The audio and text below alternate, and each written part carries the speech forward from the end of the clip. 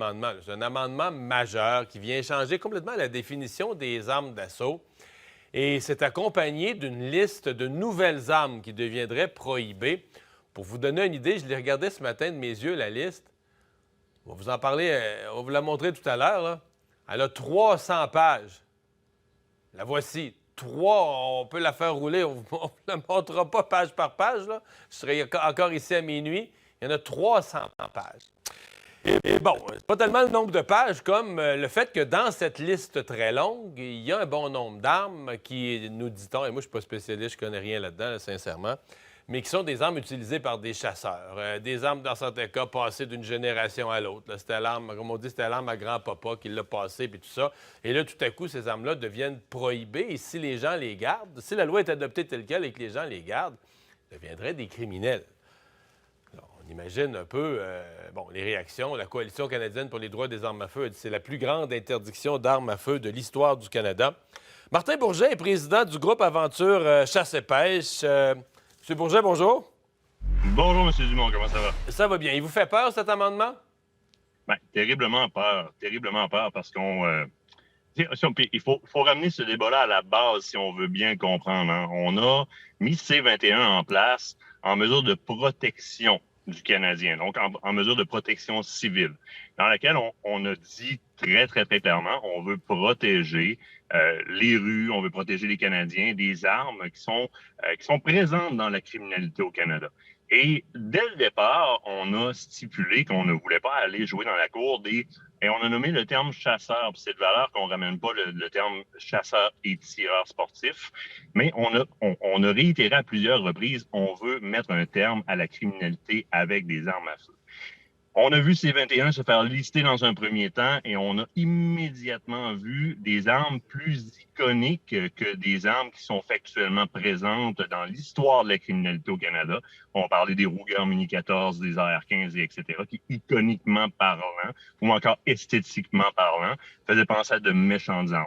Et déjà là, la communauté des tireurs sportifs s'opposait énormément parce que dans le sens de la loi, on se dit, bon, on a identifié un problème qui est une criminalité qu'on veut adresser, comme j'identifierais dans ma maison un problème de fourmis charpentières, et on apporte des solutions. Mais là, la solution qu'on nous apporte dans l'ensemble de ces documents-là, c'est comme si pour régler mon problème de fourmis charpentières, je faisais de l'épandage d'insecticides qui ciblent les abeilles. Hein? Les armes qui sont détenues par des propriétaires légitimes au Canada, et ça, il y a une étude de post-registre fédéral qui a été appelée par le poste de police de Vancouver, qui prouve que ces armes-là, donc les armes légitimement détenues, ne sont tout simplement pas présentes dans la criminalité ou à un très faible pourcentage, à 2-0 en bas de la virgule, dans la criminalité, dans l'histoire de la criminalité au Canada. Ouais. Donc, dans le discours qu'on porte au niveau de la sécurité publique, et on est tous pour la sécurité publique, eh bien, on est beaucoup à se poser des questions avec ce nouvel amendement-là, le G4 ou G46, qui inclurait des millions d'armes à feu qui n'ont rien à voir là-dedans.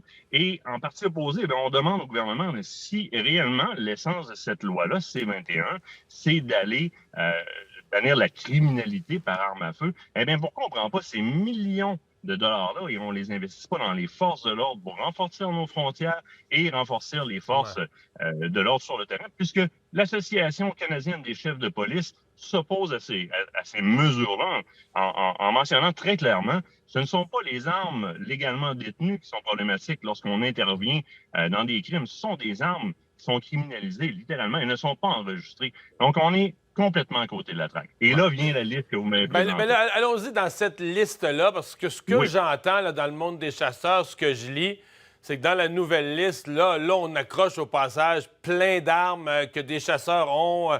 On parle de quoi? Des chasseurs, des gens qui vont au canard, qui vont à la perdrix, au petit gibier en particulier. Expliquez-nous ça un peu, là. De manière générale, il y a un non-sens énorme qui permet un peu aux chasseurs de se débattre un peu plus parce qu'ils n'étaient pas présents dans le débat depuis le début, malheureusement. C'est que G4, G46, la fameuse phrase qu'elle inclut, l'amendement, c'est qu'on inclurait comme étant illégal toute arme à mécanisme semi-automatique, percussion centrale, possédant un chargeur détachable de plus de 5 munitions.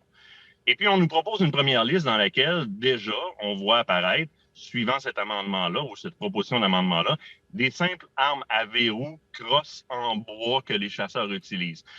Et ça nous inquiète énormément dans le sens suivant. Première des choses, là, on a des armes de chasse, on a dit qu'on ne toucherait jamais aux armes qui ne sont pas militarisées, hein, les armes d'assaut, dont le terme n'existe même pas au Canada, by the way.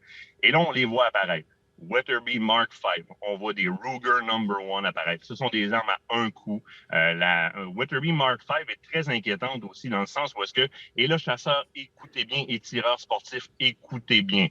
Un peu comme l'AR-15 dans la première phase de C21, on avait dit l'AR-15 et tous ses variants. Alors, on a vu tout ce qui ressemble à un AR-15, même des Derya MK12, comme Guy Morin disait dans son énoncé hier, d'ailleurs, le collègue Guy Morin, ressemble à un AR-15, mais est une arme de chasse utilisée pour le petit gibier, a été retirée. Eh bien là, dans le cas de la Weatherby Mark V, qui est une arme à verrou à un coup, qui, oui, peut être produite dans des calibres qui vont dépasser les 10 000 joules, mais qui est présente depuis des centaines d'années au Canada comme arme de chasse dans des calibres très, très, très courants. On l'indique comme cette arme-là, on la décrit, on la liste, et il y a une mention des variantes. Alors là, si on touche aux variantes de la MK12, ça veut dire que, comme dans le cas de la AR-15, d'Armalite Rifle numéro 15, on ouvre la porte à lister l'ensemble des armes à verrou, comme c'est le cas dans la définition de l'amendement.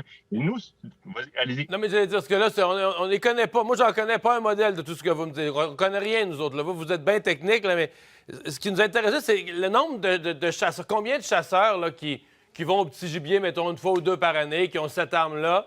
Parce que là, ce que je comprends, c'est qu'ils vont devenir s'ils la redonnent pas au gouvernement, ils vont redevenir des criminels. S'ils gardent ça chez eux, ils vont devenir des criminels à l'adoption de la loi, ou en tout cas à une date fixée après l'adoption de la loi.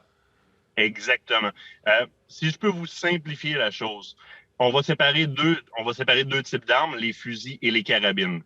La très grande majorité des chasseurs vont chasser le grand gibier et vont faire de la déprédation avec des carabines de type majoritairement à verrou ou encore semi-automatique. Il y a des mécanismes à levier aussi qui existent.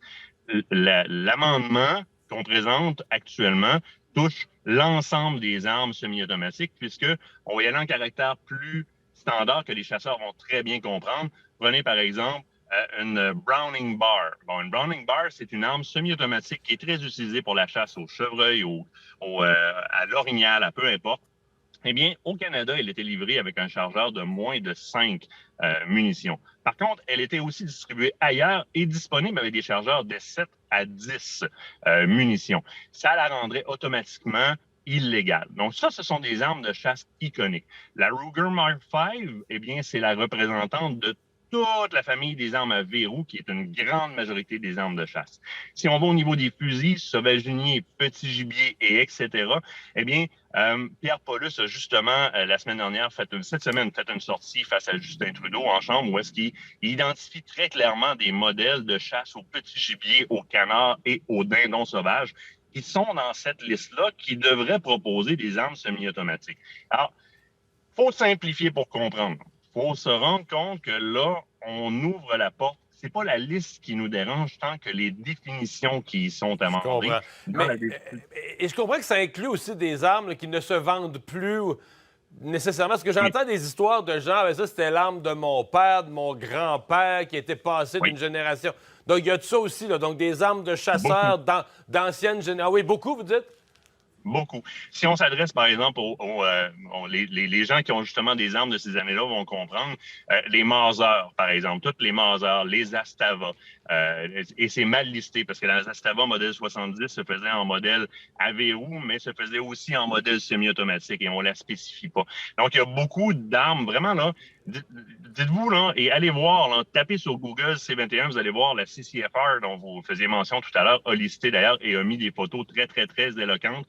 Ce qu'on parle aujourd'hui, ce sont la classique arme avec une crosse en bois à un coup avec un verrou qu'on voit apparaître dans cette liste-là. Donc, et c'est là qu'on en appelle à ces amendements-là et à cette loi-là qui devait être une matière de sécurité publique et qui est rendue. Je ne suis pas conspirationniste, mais je comprends où les conspirationnistes prennent leur gaz quand je vois de quelle façon on liste l'ensemble des armes à feu. Moi, j'ai découvert ça depuis, mettons, 48 heures. Là. Oui. Sincèrement, j'ai l'impression que les chasseurs, là, en grande majorité, savent rien de ça. Là. Ils savent pas ce qui... C'est des chasseurs qui ont ce genre d'arme-là. Puis là, je prends l'exemple que je donnais tantôt. Le grand-papa a passé l'arme à papa, qui l'a passé à au petit-fils qui finit avec l'arme. Il a ça classé, il l'utilise une fois par 2 ans, je sais pas, pour aller à la chasse. Je pense pas que cette personne-là, aujourd'hui, est consciente qu'il y a un projet de loi qui pourrait le rendre criminel. Là. Personne ne sait ça, là. Pas. Absolument pas. Et c'est pour ça, puis je vous remercie du point d'information que vous nous permettez de faire aujourd'hui à ce niveau-là. Les chasseurs doivent aller sur les médias sociaux, doivent aller sur le web et faire des recherches un peu à voir. Juste taper C21, là. Allez voir les vidéos qui sont faites par les différents groupes de chasse dans les derniers temps, les différents groupes de tirs sportifs. Les gens que vous connaissez là, dans le milieu les font les vidéos là-dessus. Il y a un manque au niveau de excusez-moi, mais des communications là-dessus, mais en même temps, c'est pas étranger à ce qui est en train de se passer. On met des définitions qui sont très, très larges dans lesquelles un chasseur qui n'est pas armurier ou expert en armement va rapidement faire « ben ça touche pas mes armes ». Alors, il faut interpréter ces paragraphes-là et donner l'information parce qu'en fait, si G4 et G46 passent, eh bien, ce sont des millions et des millions d'armes au Canada et des millions de propriétaires qui tombent automatiquement dans l'illégalité. Et ça, n'oubliez pas que c'est pas au Code civil. on parle d'une toute autre... ça peut aller jusqu'à 10 ans d'emprisonnement. Là, c'est d'avoir une arme illégale en sa possession, en utilisation encore pire. Et effectivement, l'information n'est pas diffusée largement dans le sens qu'elle devrait l'être. On conserve encore un axe de communication vers les fameuses armes qu'on appellera des armes d'assaut qui n'existent pas, en présentant des mitraillettes. Qui n'existent pas. Là, je vous arrête. Appelez-le comme vous voulez, on peut changer le nom, mais il y a des armes d'armée puis des armes qui, moi, à mon avis, parce que moi, je suis pour un contrôle des armes à feu. Là. Je pense pas que tu as besoin... Quand tu restes en banlieue de Montréal, là, t'as pas besoin de ça. T'as pas besoin d'un fusil de guerre dans ton...